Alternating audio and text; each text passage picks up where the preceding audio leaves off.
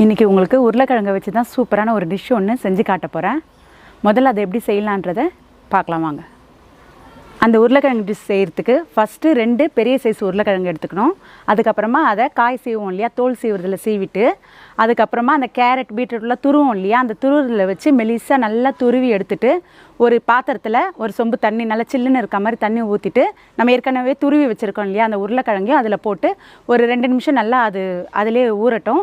அதுக்கப்புறம் ஒரு 2 நிமிஷம் கழித்து அதை நல்லா தண்ணி இல்லாமல் பிழிஞ்சு எடுத்துட்டு, வெள்ளை கலர் துணி எதனா இருந்துச்சுன்னா அதை நல்லா பிரித்து போட்டு, அதுக்கு மேலே இந்த உருளைக்கிழங்கு பிழிஞ்சு எடுத்துருக்கோம் இல்லையா அதை அதில் போட்டு நல்லா காத்தார வச்சுருங்க. தண்ணியே இருக்கக்கூடாது, நல்லா ட்ரையாக இருக்கணும்.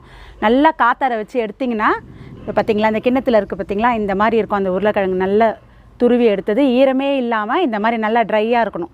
அதுக்காக தான் வெள்ளை கலர் துணியில் போட்டு காத்தார வைக்க சொல்லியிருக்கேன். ஒரு 10 நிமிஷம் நல்லா காத்தாரிச்சுன்னு வச்சுக்கோங்களேன், நல்லா இந்த மாதிரி துருவுனது நல்லா ட்ரையாக உதிரியாக இருக்கும், ஈரமே இல்லாமல். இப்போ இதை வச்சு தான் அந்த டிஷ் ரெடி பண்ண போகிறோம். எப்படி செய்யலான்னு பார்க்கலாம் வாங்க. ஃபஸ்ட்டு இந்த டிஷ் ரெடி பண்ணுறதுக்கு ஒரு சின்ன பவுல் எடுத்துக்கலாம். அதுக்கு ஒரு 4 முட்டை யூஸ் பண்ணிக்குவோம். ஃபஸ்ட்டு முட்டையை உடச்சி ஊற்றிக்குவோம்.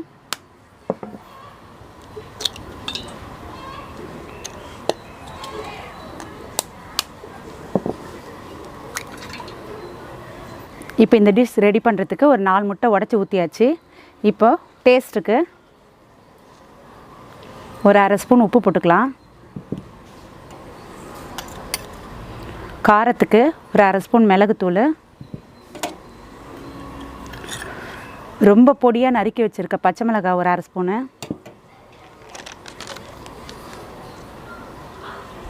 சில்லி பவுட்ரு ஒரு 1/2 ஸ்பூன். இப்போ இது ஃபுல்லாக நல்லா மிக்ஸ் பண்ணிக்குவோம்.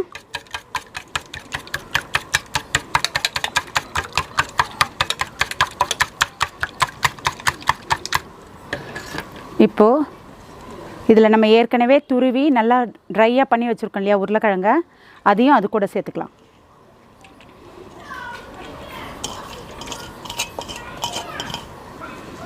இப்போ ஃபுல்லாக இதையும் சேர்த்து நல்லா மிக்ஸ் பண்ணிக்கும்.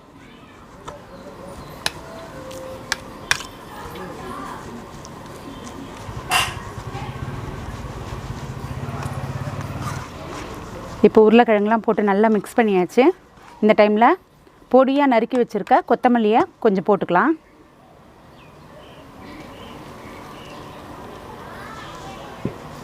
அதையும் நல்லா மிக்ஸ் பண்ணி வச்சுருவோம்.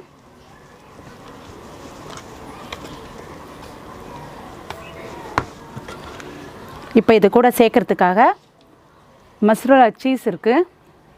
இந்த சீஸை நல்லா இப்போ நம்ம சீவணும் இல்லையா, உருளைக்கிழங்கு சீவணும் இல்லையா, அதிலே வச்சு நல்லா துருவி எடுத்துக்க வேண்டியதுதான். ஒரு சின்ன கப் அளவுக்கு இருந்தால் போதும். துருவி அதையும் அந்த உருளைக்கிழங்கு கூட சேர்த்துக்கலாம்.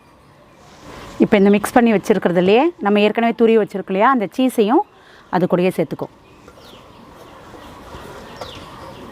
சீஸை எப்போவுமே கடைசியாகவே சேருங்க, ஏன்னா அது ஃபுல்லாக மெல்ட் ஆகிடும்.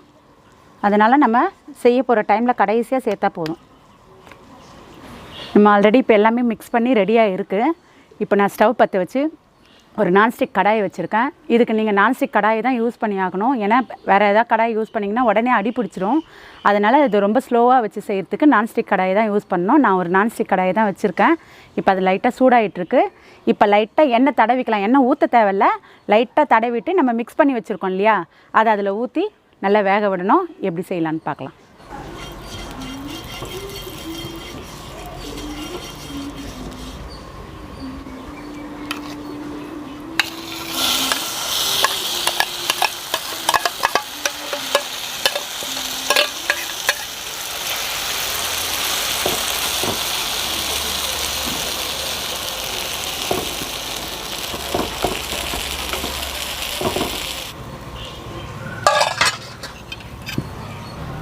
இது மேலேயே கொஞ்சமாக பொடியாக நறுக்கி வச்சுருக்கோம் இல்லையா கொத்தமல்லியை கொஞ்சம் அப்படியே தூவி விட்டுடலாம்.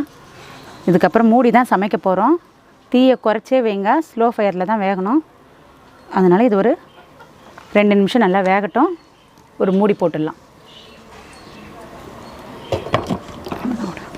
இப்போ அது ஏற்கனவே அந்த உருளைக்கிழங்கு நல்லா வெந்துட்டுருக்கு. ஸ்லோவாக வச்சுருக்கிறதுனால கீழ்ப்பக்கம் நல்லா கொஞ்சம் லைட்டாக ப்ரௌனாக வெந்துட்டுருக்கு. அதுக்கு முன்னாடி இந்த மாதிரி ஒரு அகலமான பிளேட் எடுத்துக்கோங்க. இதில் வந்து கொஞ்சமாக எண்ணெய் தடவி வச்சுக்கலாம். அது எதுக்காகன்றதை நான் மறுபடியும் சொல்கிறேன்.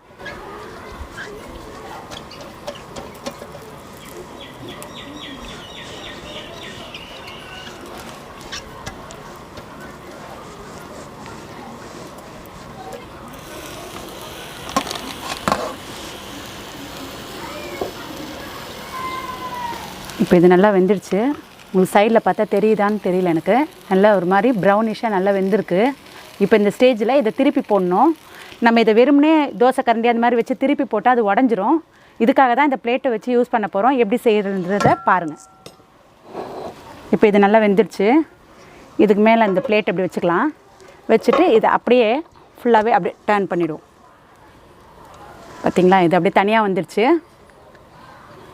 இப்போ மறுபடியும் அந்த தவாவை ஸ்டவ் மேலேயே வச்சுட்டு இப்போ திருப்பி இருக்கோம் இல்லையா, அந்த அடிப்பக்கம் வேகணும். இப்போ மெதுவாக மறுபடியும் அந்த தவாவிலே தான் இதை போட போகிறோம். உடையாமல் அப்படியே போட்டுருங்க. ஏன்னா இதை நம்ம அப்படியே திருப்பினா உடையிறதுக்கு வாய்ப்பு இருக்குது. அதனால தான் அந்த பிளேட்டில் வச்சு திருப்பியிருக்கேன். இப்போ இதை நல்லா அழுத்தி விட்டுலாம். பழைய மாதிரியே ஸ்லோலே வேகட்டும். ஒரு 5 மினிட்ஸ் டைம் கொடுப்போம். மூடி வச்சிடலாம். இப்போ நல்லா வெந்துடுச்சு. இப்போ ஃபஸ்ட்டு எப்படி இந்த பிளேட்டில் டர்ன் பண்ணோம் இல்லையா, அதே மாதிரியே வச்சு திருப்பிக்கலாம்.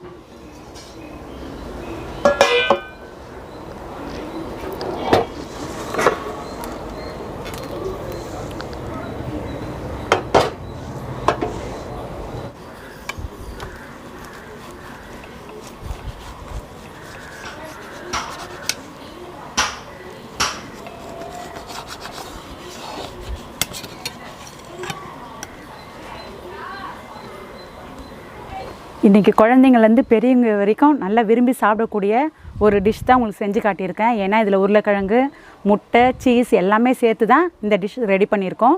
சூப்பராக வந்திருக்கு. இதை நீங்கள் வீட்டில் செஞ்சு பாருங்கள். செஞ்சு பார்த்துட்டு டேஸ்ட் எப்படி இருக்குன்னு கமெண்ட் பண்ணுங்கள். மறக்காமல் நம்ம சேனலுக்கு சப்ஸ்கிரைப் பண்ணுங்கள்.